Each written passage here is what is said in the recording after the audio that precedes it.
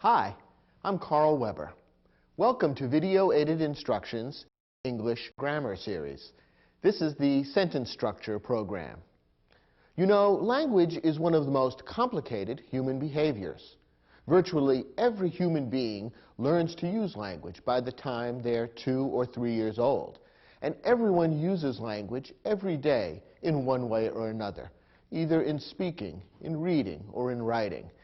Therefore, everyone influences how language is used. They influence how language is spoken, heard, written, and understood. Therefore, the study of language is one of the most complicated of all subjects, and almost any grammar rule or rule about how to use language correctly is bound to have exceptions. In this program, we'll focus on the least you need to know. In other words, we'll try to take the complicated subject of grammar and make it easy for you.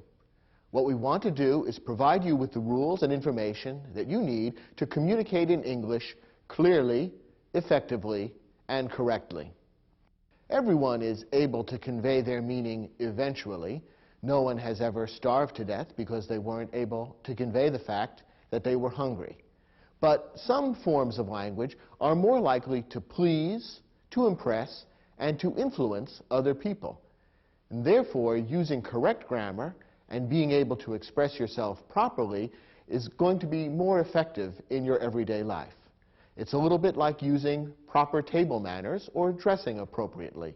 It's not strictly necessary, but it's a very good idea.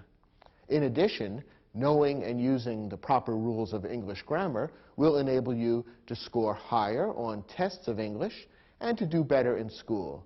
So for all these reasons, studying and learning the basics of English grammar is also very important for anyone who is studying English as a second language.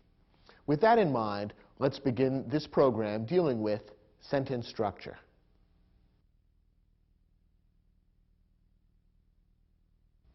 Let's begin by discussing what is a sentence. A sentence is a group of words that expresses a complete thought.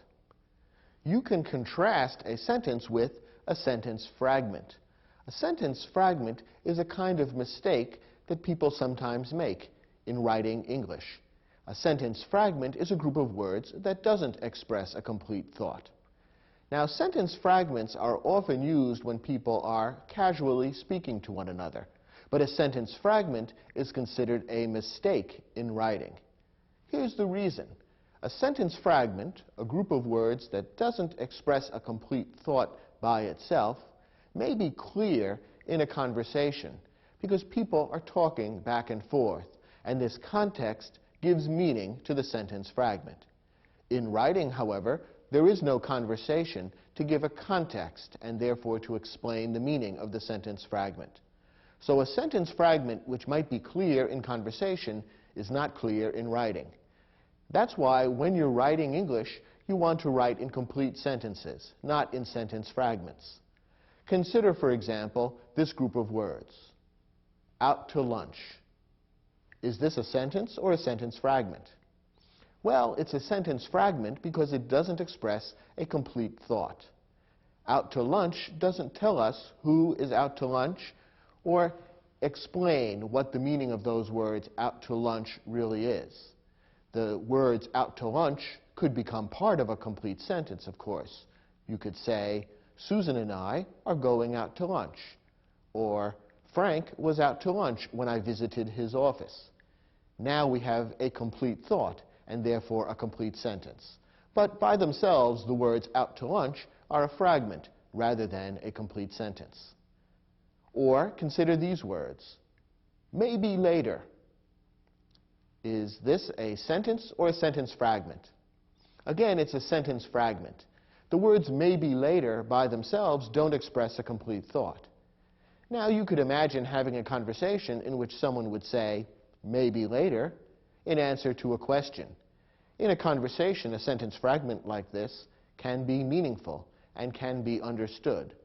For example, you might say to someone, oh, do you feel like having a bite of lunch right now? And your friend might answer, maybe later. In the context of the conversation, you can understand what the sentence fragment means. But if the words maybe later appeared by themselves in a piece of writing, you probably wouldn't understand what the words were referring to. That's what makes it a sentence fragment, and therefore incorrect in writing. So writing in English must consist of complete sentences. In writing, a sentence always begins with a capital letter. That's one of the larger letters that stands out on the page and indicates, in English, the beginning of a sentence. A sentence always ends with a punctuation mark, and there are a few different choices for punctuation marks that you can use to end a sentence. The most common punctuation mark to use to end a sentence is a period. The alternative choices are a question mark or an exclamation point. In a moment, we'll explain exactly how you would decide whether to use a period, a question mark, or an exclamation point to mark the end of a sentence.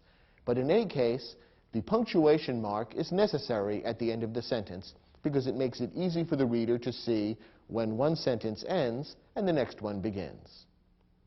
Now, in English, there are four main kinds of sentences: declarative sentences, interrogative sentences, exclamatory sentences, and imperative sentences. Let's define each one and look at an example. A declarative sentence states a fact. Take a look at this example. The sun is shining today. This sentence states a fact about what today's weather is like. Therefore, it's a declarative sentence. The vast majority of English sentences that you'll encounter in reading and writing are declarative sentences. Notice that this sentence begins with a capital letter and ends with a period. Almost all declarative sentences end with periods. And again, this is the most common type of sentence that you're likely to encounter or that you'll be writing for school or for work. An interrogative sentence asks a question. Here's an example.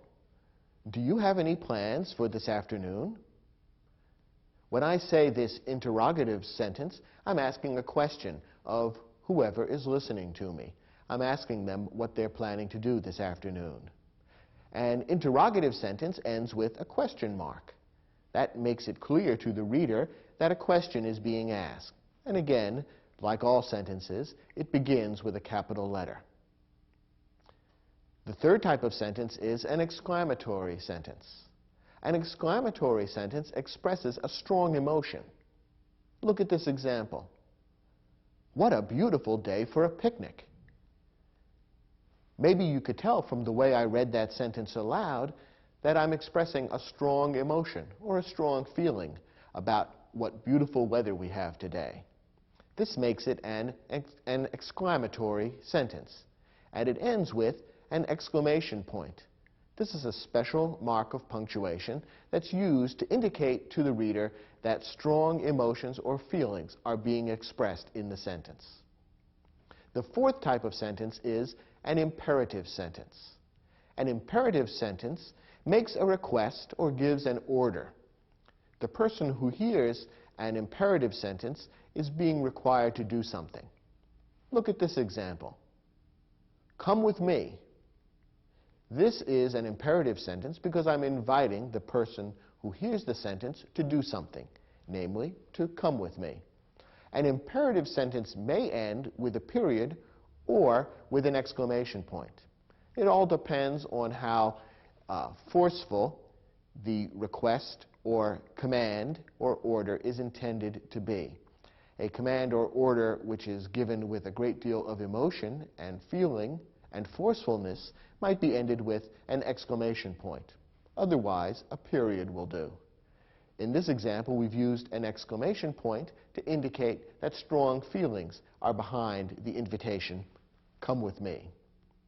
These then are the four types of sentences: a declarative sentence, an interrogative sentence, an exclamatory sentence, and an imperative sentence. In most writing, declarative sentences are by far the most common. Interrogative sentences come second most frequent, and exclamatory and imperative sentences are very, very rare in writing. They're often used in speaking and conversation, but rarely in writing. So for the purposes of English grammar, as it affects your work and school use of English, the declarative and interrogative sentences are the most important. In your study guide, we've provided you with some exercises which will help to reinforce and allow you to practice the information and skills that we're covering in this program. Turn to your study guide now and go to the first exercise there, which deals with this topic of what is a sentence and the 4 types of sentences.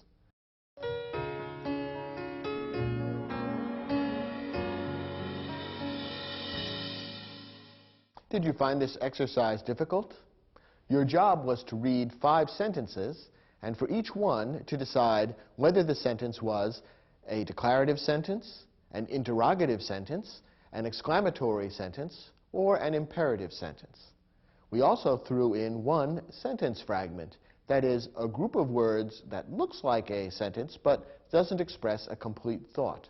Remember that in writing, a sentence fragment is incorrect. Let's look at the first sentence. When will tomorrow morning's band rehearsal begin? Perhaps you can tell by reading this sentence that it is asking a question.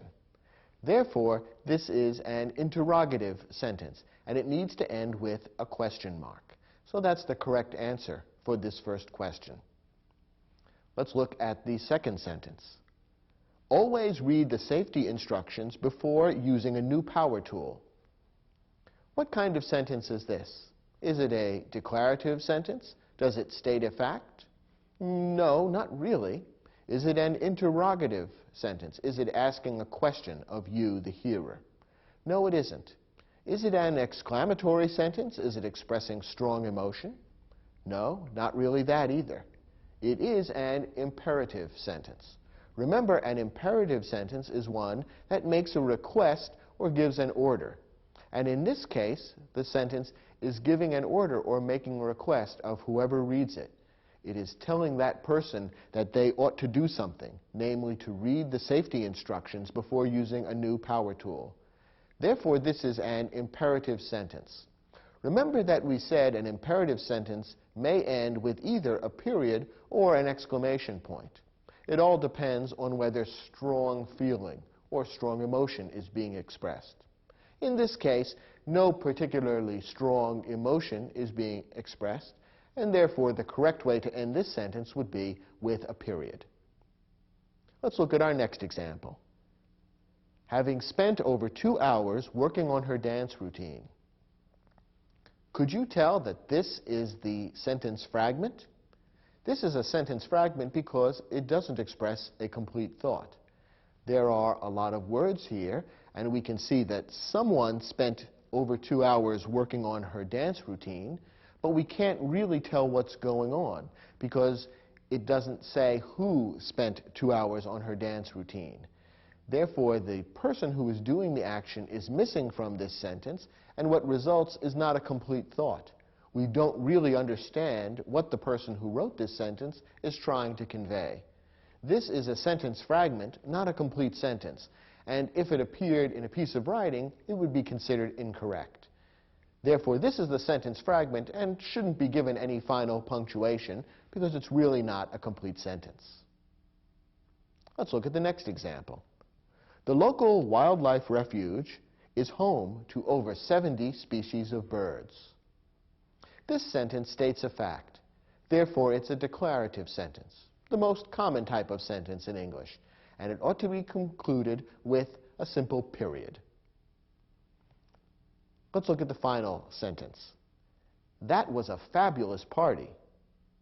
Here is a sentence that expresses strong emotion.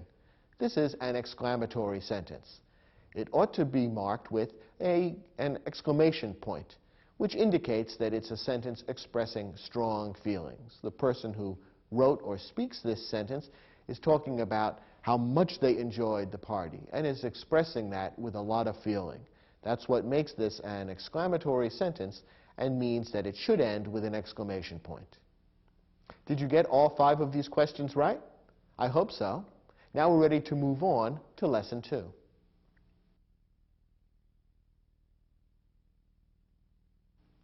Now we know what a sentence is, and we also know what the 4 basic kinds of sentences are. But let's take a step back. Remember that the topic for this program is sentence structure. Now, structure refers to the way anything is constructed or built or made. For example, a house is a structure that's made out of wood, bricks, and other materials. What is a sentence constructed from? Well, of course, the most basic unit is the word. But before we talk about individual words, we need to talk about some of the bigger parts that go to make up the structure of a sentence. In particular, there are two big parts into which most sentences can be divided. These two main parts are the subject and the predicate. Let's talk about each in a little more detail. The subject tells what the sentence is talking about. Now, the subject of a sentence may be only one word long, or it may include a number of words. In any case, the single most important word in the subject is the simple subject. The other words in the subject are there to give more information about the simple subject. And we'll see an example in a moment. The subject, then, is one part of the sentence, and the rest of the sentence, whatever is not part of the subject, is considered part of the predicate, which is the other main building block of a sentence. The predicate describes something that the subject is or does. The most important word in the predicate is called the verb. A verb is a word that expresses action or state of being. So we now have two main parts to the sentence. We have the subject, which names what the sentence is talking about, and the predicate, which tells what the subject is or does. Once again, within the predicate, there is one most important word to focus on, which is called the verb, and all the other words that are in the predicate are there to give more information about what the subject does. Let's take a look at a couple of examples of sentences and see how they can be divided into subject and predicate. Look at this example. My younger sister Ingrid once worked as a costume designer. Let's begin by looking for the subject of this sentence. Is there a word or a group of words that explains what the sentence is talking about? Yes, in this case, the first four words of the sentence make up the subject. Those four words tell us what the sentence is about. The sentence is about my younger sister Ingrid. Is there one word within that subject which is the most important word, the word that tells you specifically what the sentence is about? Yes, it's the last word, Ingrid. So Ingrid is the simple subject of this sentence. The other words in the subject are there to give more information about the simple subject. So the words my younger sister are there to give more information about Ingrid. They tell us a little bit more about who Ingrid is. Okay, if the first four words of this sentence are the subject, then the rest of the sentence must be the predicate. Remember that the predicate describes something that the subject is or does. Do the other words in this sentence describe something that Ingrid is or does? Yes, they describe something that Ingrid did at one time. Once worked as a costume designer. All of that is the predicate of the sentence. Notice how the subject and the predicate work together to express a complete thought. Either one by itself would be a sentence fragment. My younger sister Ingrid couldn't stand alone as a sentence. That's a sentence fragment. It doesn't express a complete thought. Once worked as a costume designer would also be a sentence fragment. Those words also don't express a complete thought by themselves. But when you combine the subject and the predicate, a complete thought is expressed. Now, is there one most important word in the predicate that tells exactly what Ingrid does, or in this case, did, because it's talking about something from the past? Yes, there is one word that is most important in the predicate. It's the word worked.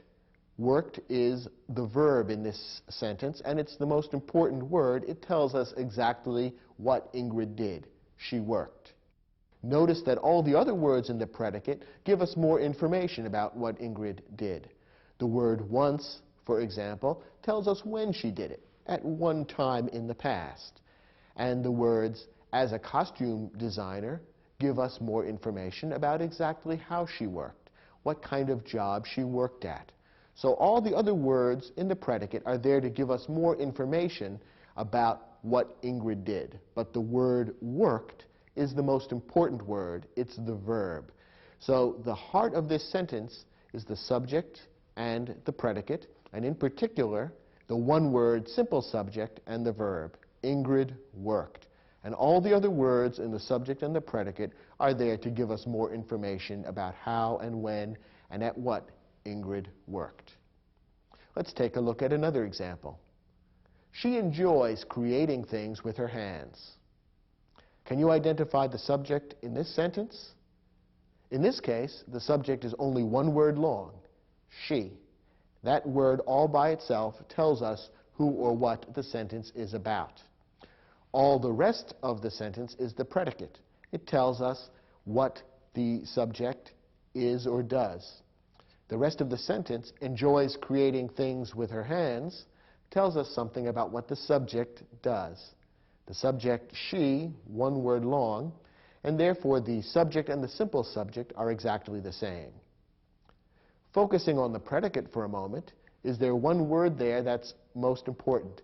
The verb, which tells us exactly what the subject does. Yes, the verb, the most important word in the predicate is enjoys. That tells us exactly what the subject, she, does. She enjoys.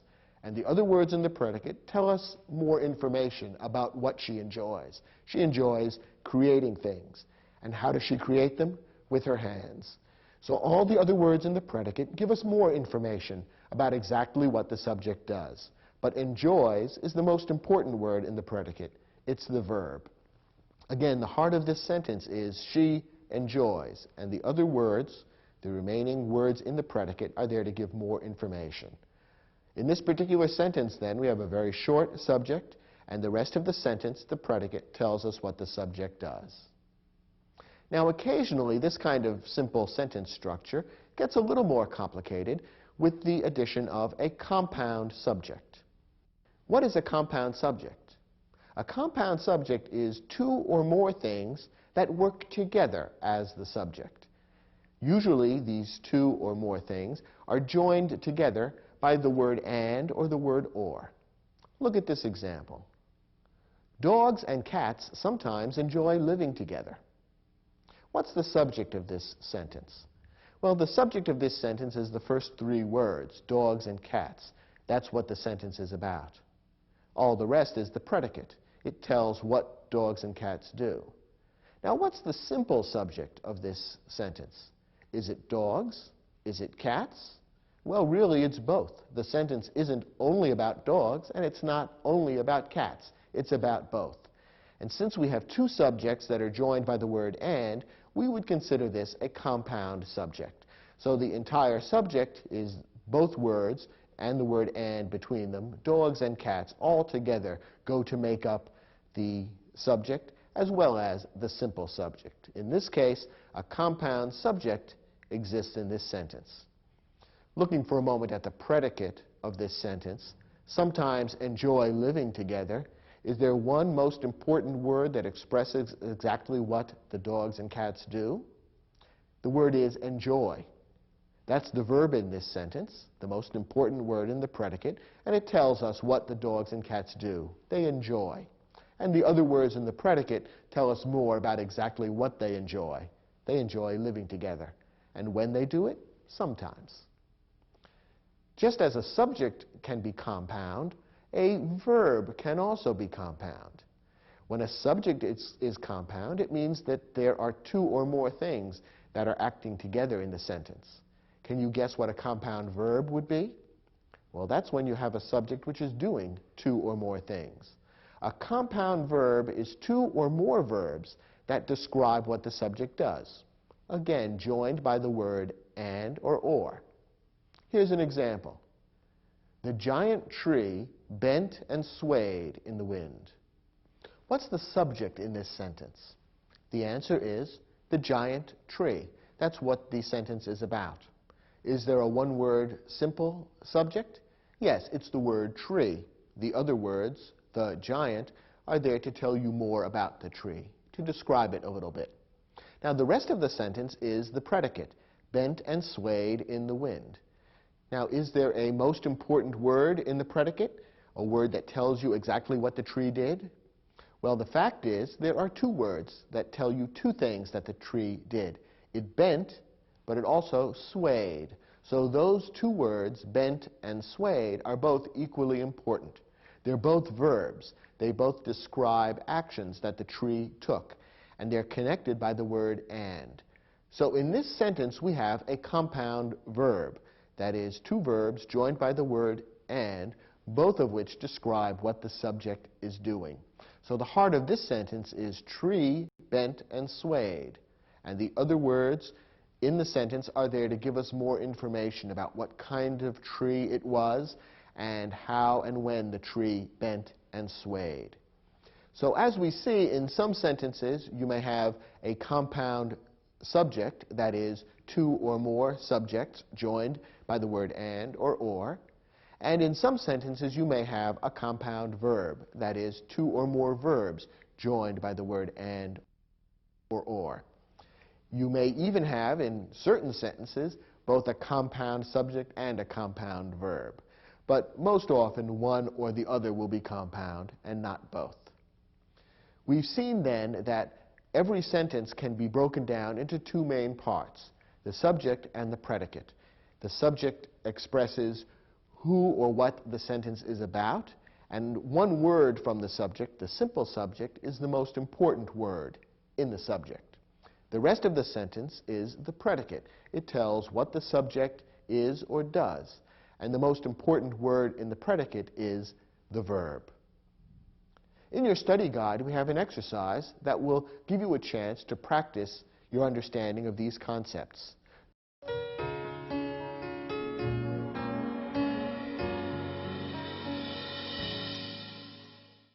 In this exercise, your job was to look at each sentence and decide which group of words was the subject and which group of words was the predicate. Then within the subject, you were to identify the most important word, which is the simple subject, and within the predicate, to identify the most important word, which would be the verb.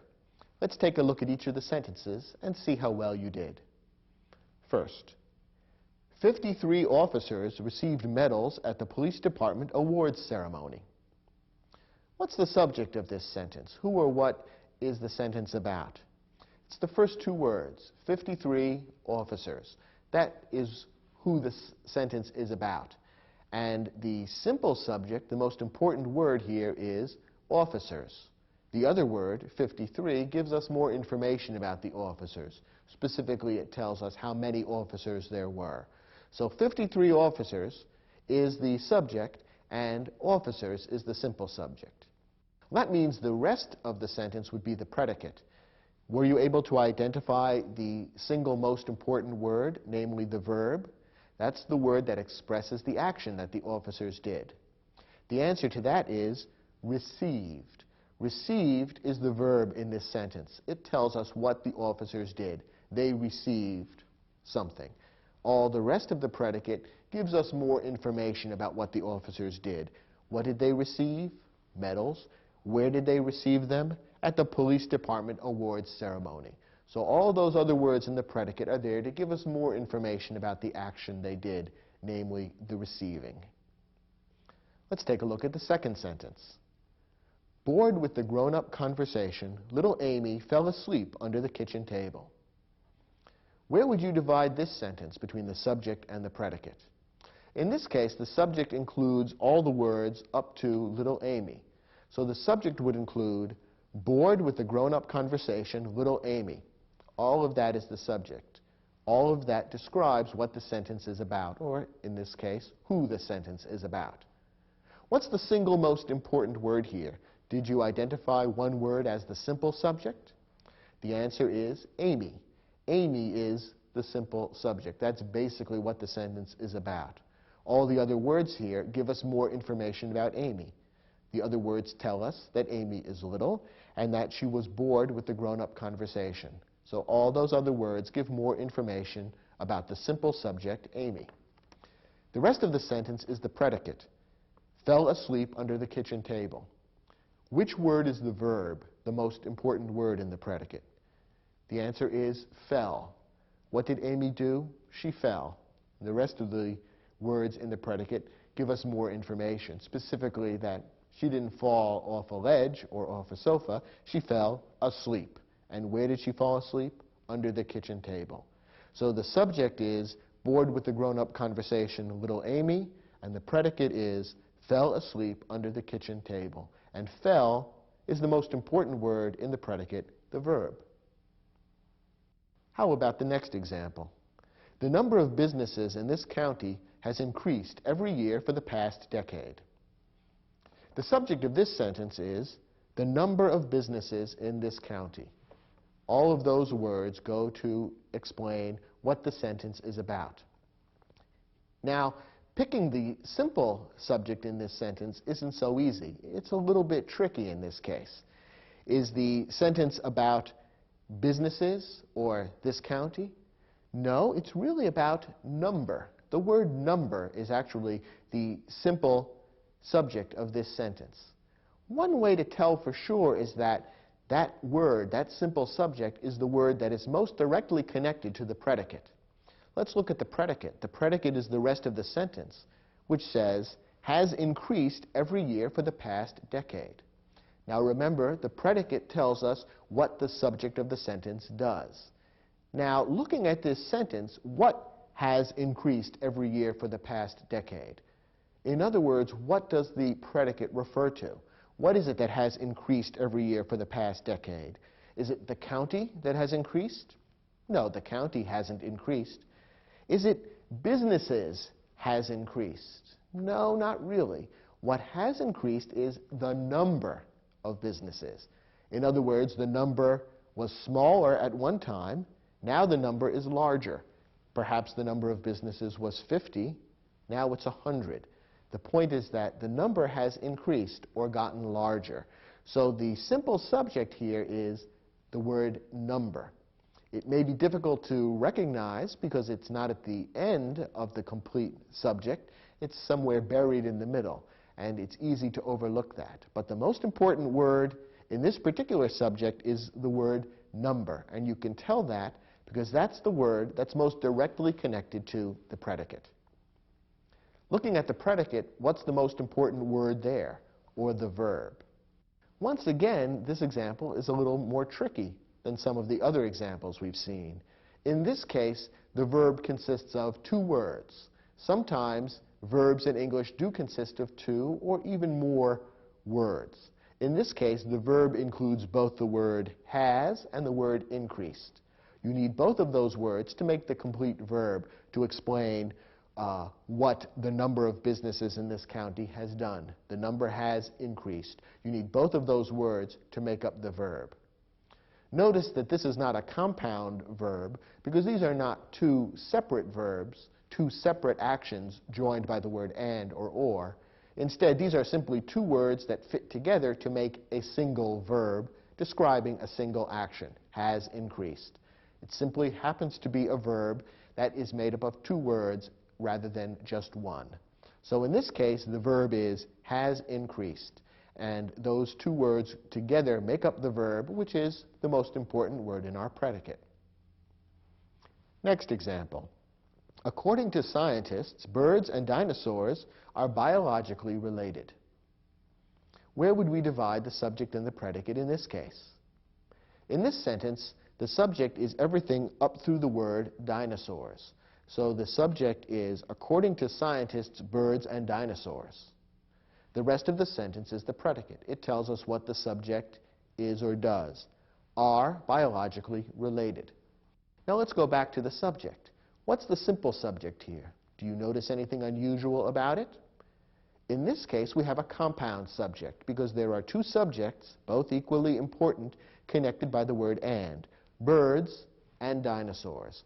So those two words together with the word and connecting them make up the simple subject in this particular sentence. Looking at the predicate, what's the most important word, the verb in this predicate? The verb is are. What the sentence is about is something that birds and dinosaurs are. And all the remaining words in the sentence give more information about that. They tell us where this information comes from, namely scientists, and they tell us what the birds and dinosaurs are. They are biologically related. Our last example, all day and all night unceasingly fell the rain. This sentence may sound a little bit unusual to you, and it's written in a slightly unusual English style. It almost sounds a little bit poetic, and we put it in for a specific reason. Where would you find the subject in this particular sentence? Well, this sentence is different from all the other sentences we've looked at so far because the subject is at the end of the sentence. In most English sentences, the subject comes at the beginning. But once in a while, you'll encounter an English sentence where the subject comes at the end, and often it has a slightly unusual sound, as this sentence does. In this case, when we ask who or what is the sentence about, we say it's about the rain. So those last two words of the sentence, the rain, are the subject. And the simple subject is the one word, rain. The rest of the sentence is the predicate. It tells what the rain did. And what did the rain do? All day and all night unceasingly fell. What's the single most important word in the predicate? The verb, which tells us exactly what the rain did. The verb is fell. So the heart of this sentence is rain fell, and all the other words give us a little more information about that. Obviously, we threw this sentence into the mix to illustrate for you that the subject isn't always at the beginning of the sentence, but in most English sentences it is. So when you're looking for the subject of a sentence, start by looking at the beginning. The chances are good that that's where it is. But if you don't find it there, stop and think, perhaps this is one of those unusual sentences where the subject appears at the end. And this is an example of that.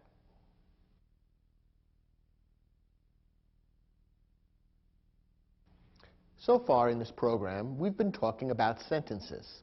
Now I'm about to introduce a new word for a reason which will soon become apparent. This new word is clause. And here's the definition.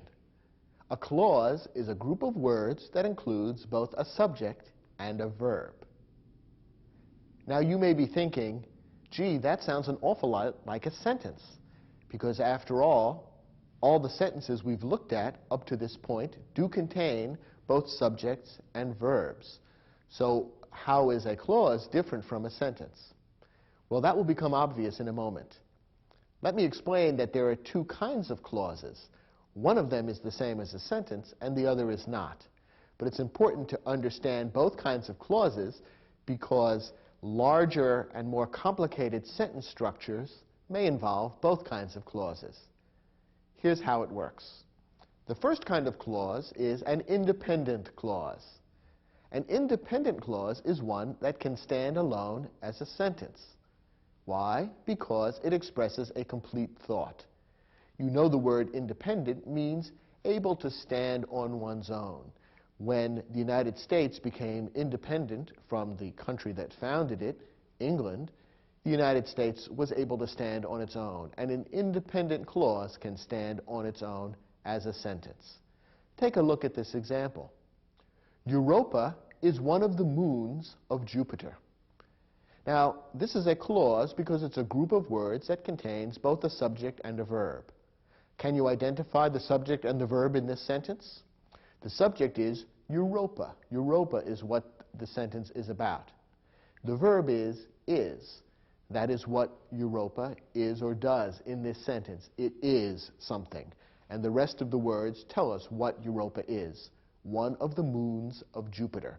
So this is a clause because it contains both a subject and a verb. It's also a sentence because this happens to be an independent clause, a clause that is able to stand alone as a sentence because it expresses a complete thought. Well, if an independent clause can stand alone as a sentence, what do you call a clause that cannot stand alone as a sentence? The answer is a subordinate clause. The word subordinate means following or less important than, and this describes what these clauses are like. A subordinate clause can't stand alone as a sentence because it doesn't express a complete thought. Usually, subordinate clauses begin with particular types of words which are known as subordinating conjunctions. A conjunction is a word that connects two groups of words, and the word subordinating means making something less important. So a subordinating conjunction is a word that connects the subordinate clause to the rest of the sentence and makes the subordinate clause less important. Because the subordinating conjunction is present, the subordinate clause can't stand alone as a sentence. Here are some examples of subordinating conjunctions: if, after, because, since, although, when, until. Normally, a clause that begins with one of these words, one of these subordinating conjunctions, can't stand alone as a sentence because it won't express a complete thought. Therefore, we consider it a subordinate clause. Take a look at this example. Because Europa has oceans filled with water like the earth. Now, this is a clause because it does contain a subject and a verb. The subject is Europa. The verb is has. So far, so good. But can this stand alone as a sentence? No. I think if you listen to this group of words, you can see that the clause doesn't express a complete thought. It says, because Europa has oceans filled with water like the earth. This leaves you wondering what the speaker is getting at. Because Europa has oceans filled with water, therefore what? We're waiting for some conclusion. It sounds as though the sentence is leading to some conclusion, but none is presented. And therefore, this isn't a complete sentence. Rather, it's a subordinate clause, one that cannot stand alone as a sentence. And if this were to appear in a piece of writing as if it were a complete sentence, that would be a mistake. This is really a sentence fragment. This is a subordinate clause because it begins with the subordinating conjunction because. Notice that having the subordinating conjunction because there makes this into a subordinate clause. If you were to take away that subordinating conjunction, the sentence would become an independent clause. It could stand alone as a sentence. The sentence would then say, Europa has oceans filled with water like the earth. Now that sounds like a complete thought. But when you put the subordinating conjunction because in front of it, it makes the clause less important. It makes it feel as though it needs to be attached to something else in order to express a complete thought. So this is the second type of clause. An independent clause can stand alone as a sentence. A subordinate clause cannot. And a subordinate clause usually begins with a subordinating conjunction. Now, why is it important to know about subordinate clauses? Because subordinate clauses are an important building block in many sentences. In fact, there are 4 different kinds of sentence structures that you need to know about, and subordinate clauses are important in some of them.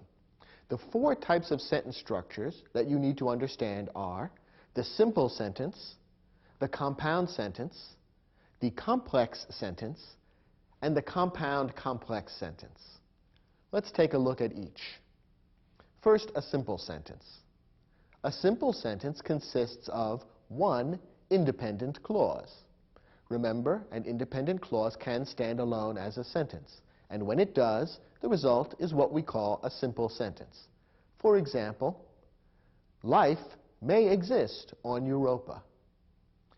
This simple sentence contains the subject, life, the verb, which has 2 words, may exist, and taken together it is one clause, one independent clause, and therefore a simple sentence.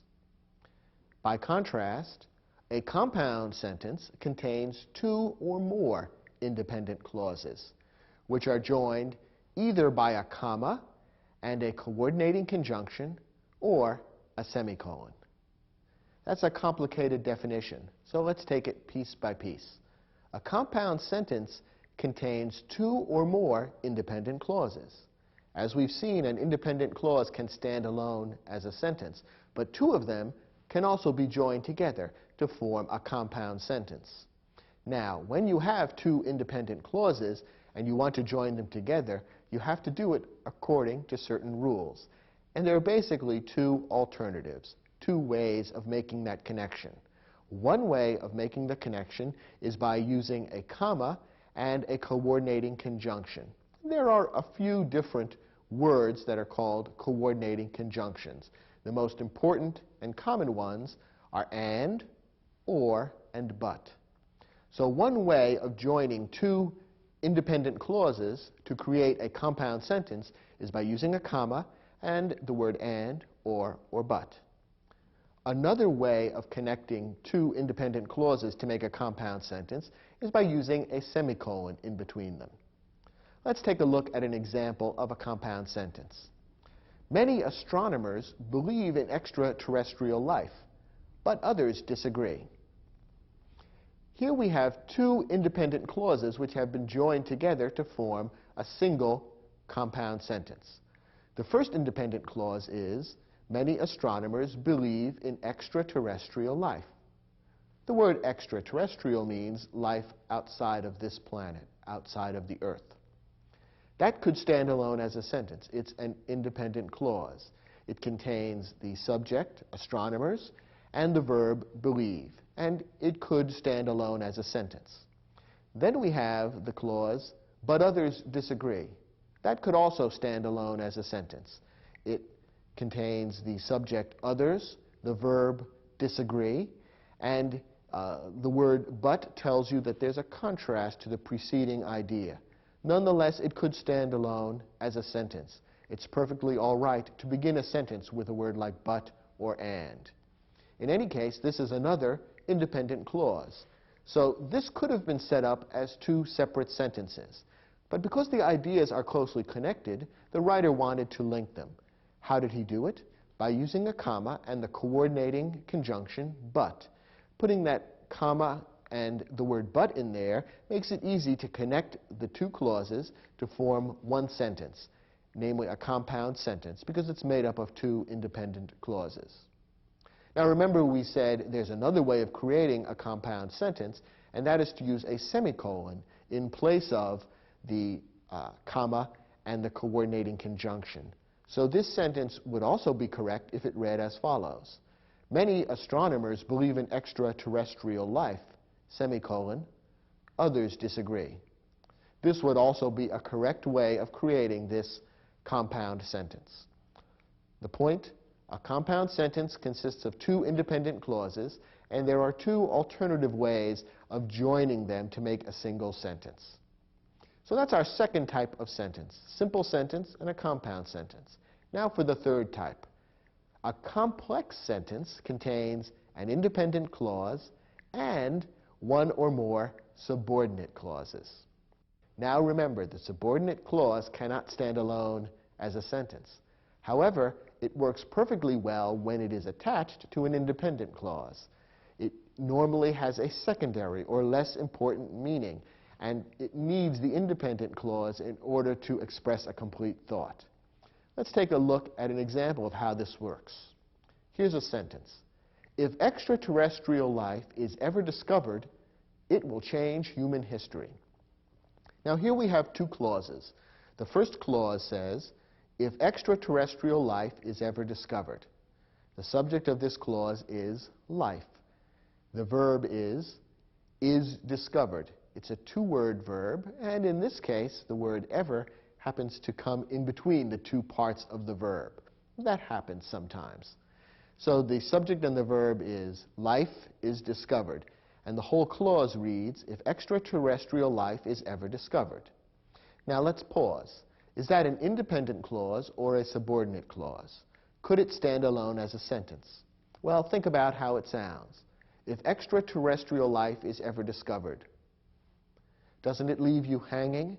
It leaves you wondering what the author is building toward. It sounds as though some conclusion is necessary. Therefore, we don't have a complete thought.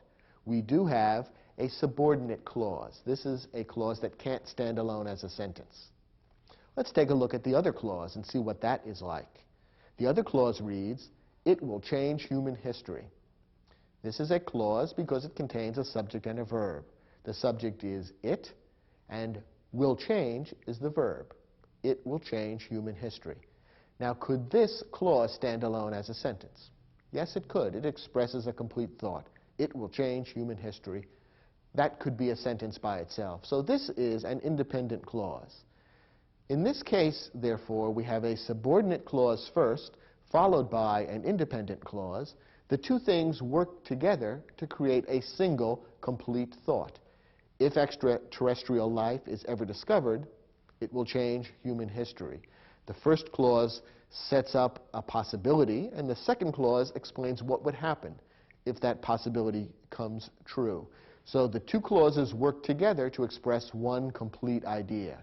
And therefore we have a correct sentence which is known as a complex sentence, because that's what a complex sentence does. It combines two different kinds of clauses, one an independent clause and the other a subordinate clause, makes them into a whole to express a single thought. Notice that it doesn't matter what order the clauses are in.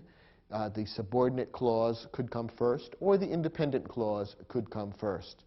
In this particular sentence, the subordinate clause comes first, but it could have been the other way around. Either way, it's considered a complex sentence. The fourth and most difficult kind of sentence is known as the compound complex sentence. The compound complex sentence contains two or more independent clauses and one or more subordinate clauses. So it's like a combination of the compound sentence with the complex sentence. As you can see, the compound complex sentence must have at least three clauses. And some writers in English, William Faulkner is a famous novelist who is a good example of this. Some writers in English write sentences that go on for many, many words, and in some cases even a page or more. And some of the sentences in William Faulkner contain 10 or 12 or more separate clauses. Those are very complicated sentences, and their grammar is very difficult to untangle. But a compound complex sentence must contain at least three clauses. Let's take a look at an example, and we'll see how this works. Although no sign of life on other worlds has yet been found, the search continues, and many predict success.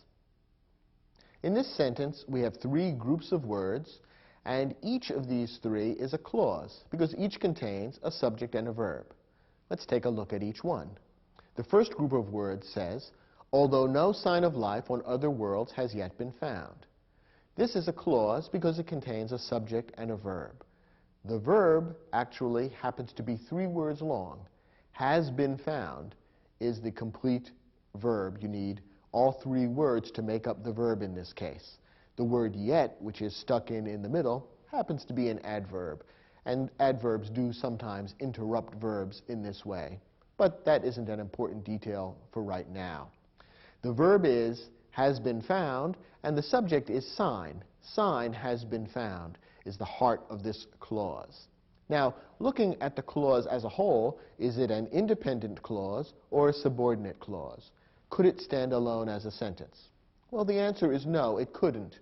Read it again. Although no sign of life on other worlds has yet been found. Perhaps you can hear that something is missing. The author seems to be building up to some conclusion, but no conclusion is presented. We can't tell what is supposed to happen as a result of the fact that no sign of life on other worlds has yet been found.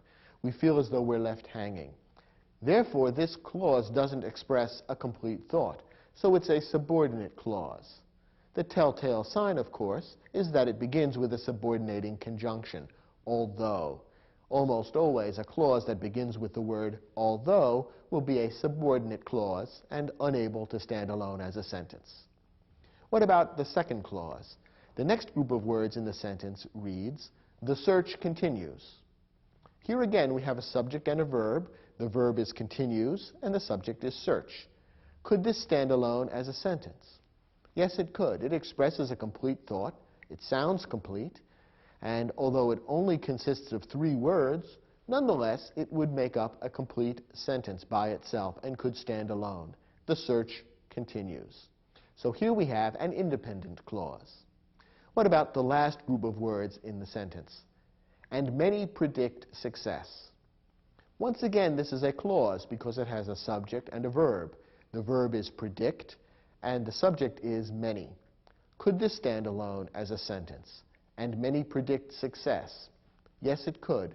This expresses a complete thought, and it could stand alone as a sentence. So now let's step back and look at what we have. We have a sentence consisting of 3 clauses. The first one is a subordinate clause, the second one is an independent clause, and the third one is another independent clause. That's what makes this a compound, complex sentence. Notice that the sentence is not terribly long or terribly complicated to understand. You probably didn't find it very difficult to understand what was being said in the sentence. Nonetheless, this is about as complicated from a grammatical standpoint as a sentence can get. Of the 4 types of sentences, the compound complex sentence is the most complicated type.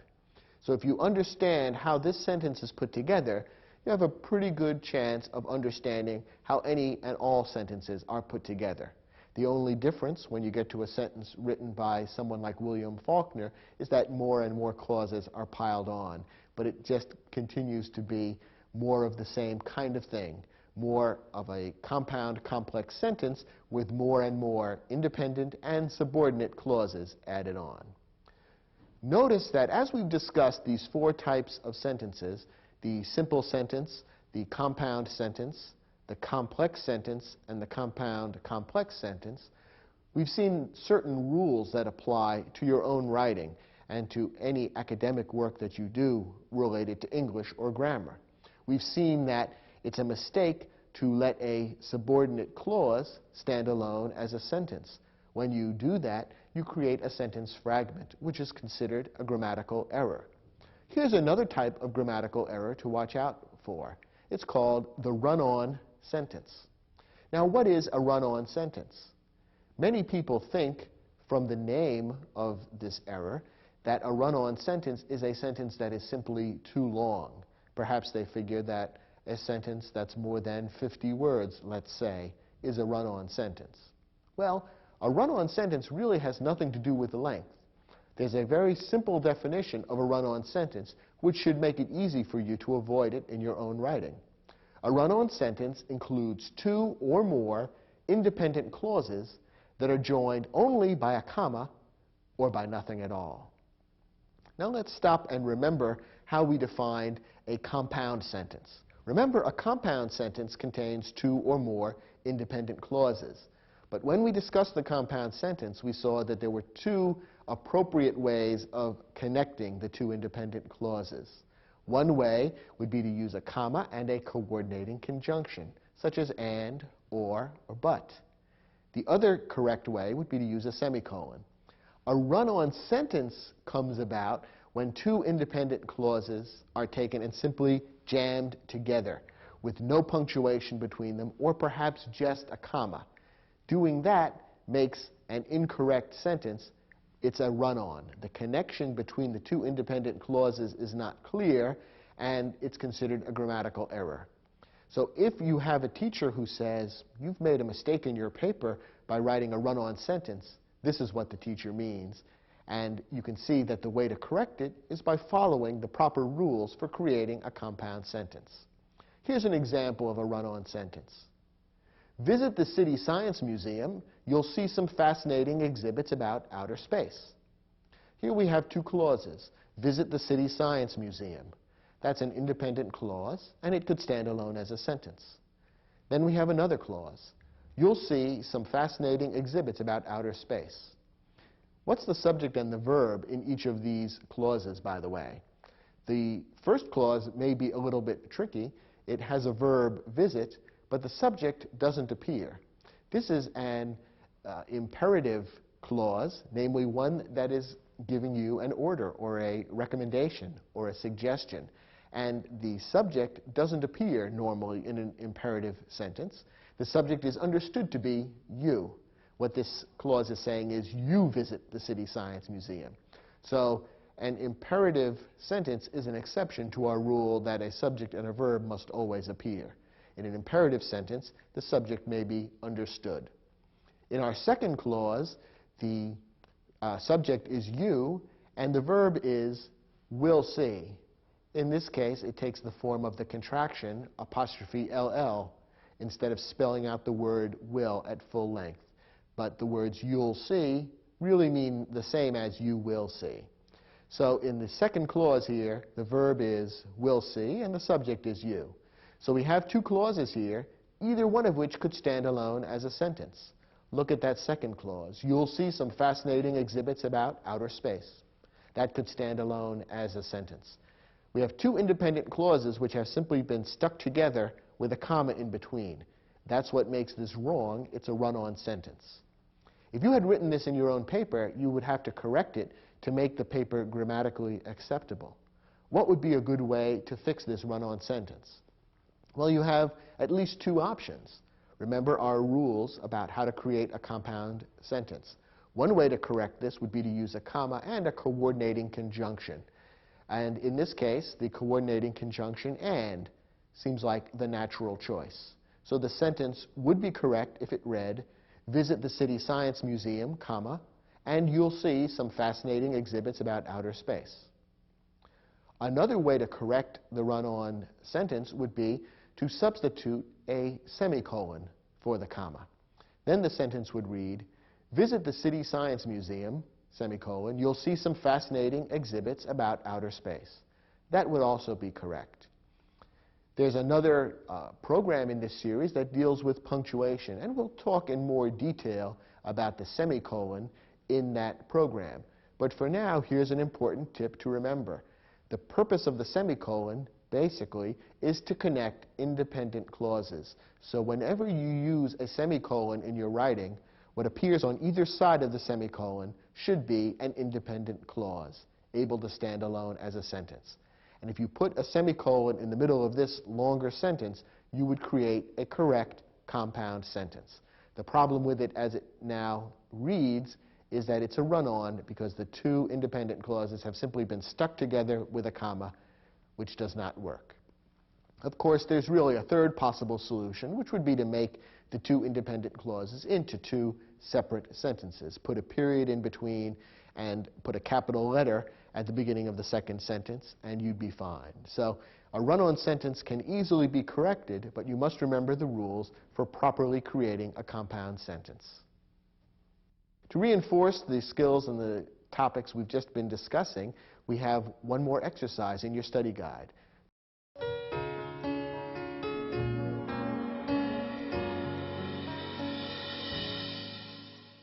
In this exercise, you were asked to read several sentences, and for each one to decide whether it was a simple sentence, a compound sentence, a complex sentence, or a compound complex sentence. In addition, we threw in one run-on sentence for you to notice. Remember that a run-on sentence is an error, something you would need to correct if you wrote one in your own writing. Let's take a look at the first sentence in the exercise. Jazz is the greatest American musical form, and Duke Ellington is its greatest genius. Here we have two clauses, and both are independent clauses. Either of these could stand alone as a sentence. Jazz is the greatest American musical form. That could stand alone as a sentence. Duke Ellington is its greatest genius. That too could stand alone as an independent sentence. Therefore, we have two independent clauses which have been properly and correctly combined by using a comma and the word and. Therefore, we have a compound sentence in this case. Let's look at our second example. Although young women want to participate in sports as much as young men, women's sports often don't receive equal funding from colleges. Here we have a slightly longer sentence, but it's still fundamentally not too complicated. It really consists of just two clauses. Let's break it down into parts and analyze each one. The first clause is everything before the comma, and it reads, although young women want to participate in sports as much as young men. What's the verb in this particular clause? What word expresses action or being on the part of the subject? The verb is want, and the subject is women. Young women is the broader subject, but the simple subject is women. So the subject and verb in this clause is women want, and everything else in the clause is there to provide more information about what kind of women we're talking about and what specifically they want. Now, looking at that clause as a whole, could it stand alone as a sentence? The answer is no. It's a subordinate clause. It couldn't stand alone as a sentence. And again, there's a telltale sign. It begins with the subordinating conjunction, although. When you read this clause, you can see that something more is needed to make a complete thought. Although young women want to participate in sports as much as young men, therefore what? We don't know, and so by itself, this would not work as a complete sentence. Notice that although there are a lot of words there, it would still make a sentence fragment. So the word fragment doesn't necessarily mean a short or small number of words. It simply means that the words do not express a complete thought and therefore cannot stand alone as a sentence. So we have here a subordinate clause in the first part of this sentence.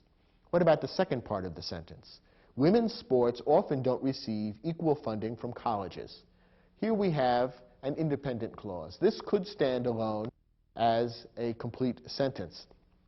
Don't receive is the verb, and sports, or women's sports, more broadly, is the subject. This could stand alone as a sentence, so it's an independent clause. So we have here a subordinate clause linked to an independent clause. The two ideas together make one complete thought, and therefore we have a complex sentence. Our third example reads, the tallest mountain in Africa, Mount Kilimanjaro, is the subject of a stunning new IMAX documentary film.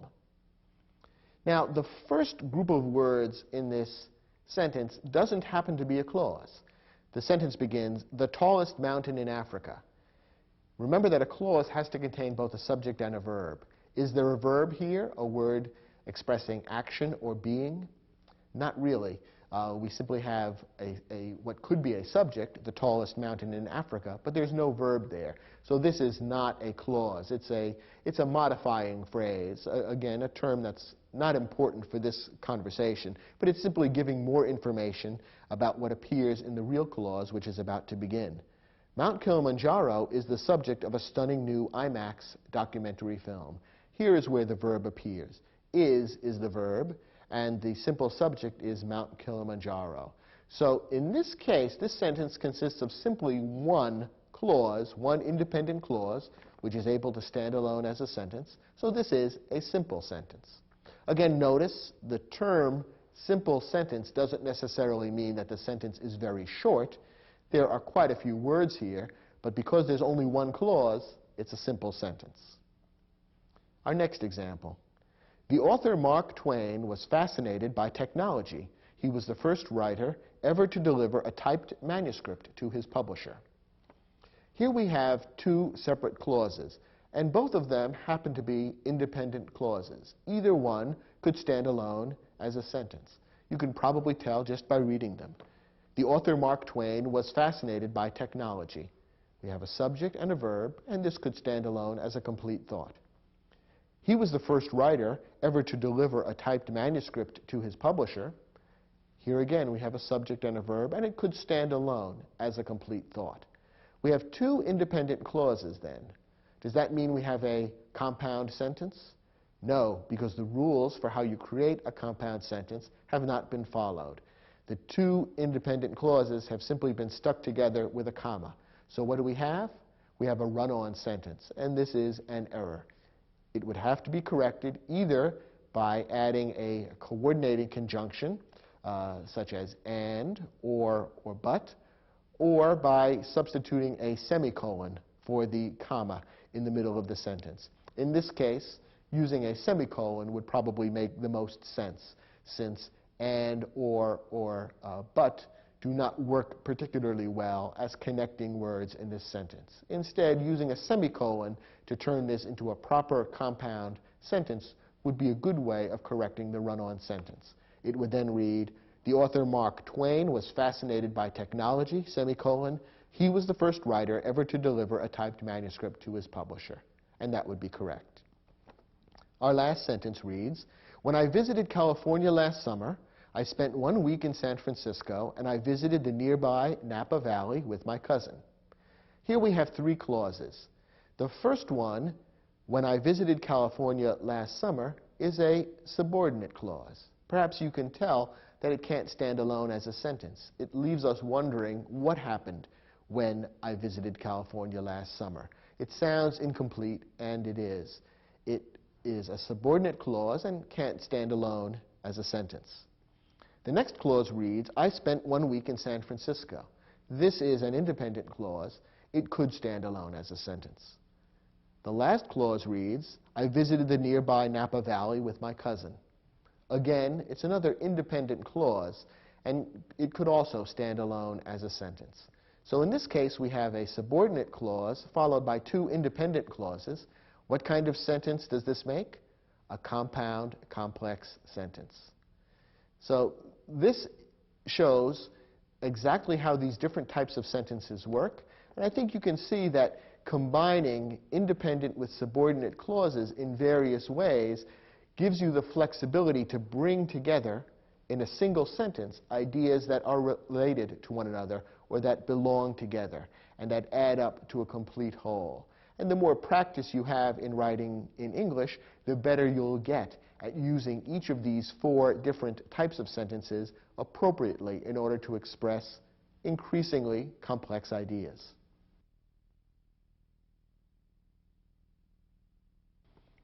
Well, that concludes our discussion of sentence structure. You've learned about the basic parts of any sentence, about the most common types of sentences, and you've also learned about the errors that you need to avoid when constructing a sentence properly in order to earn high grades on papers that you might write for school, as well as to express yourself effectively and correctly in any writing that you do on the job or in any other life situation. I hope you found this program to be helpful, and you're invited to view the other programs in Video-Aided Instructions English Grammar Series in order to further strengthen your comfort level with the complexities of English grammar. Thank you for watching, and good luck in your future endeavors.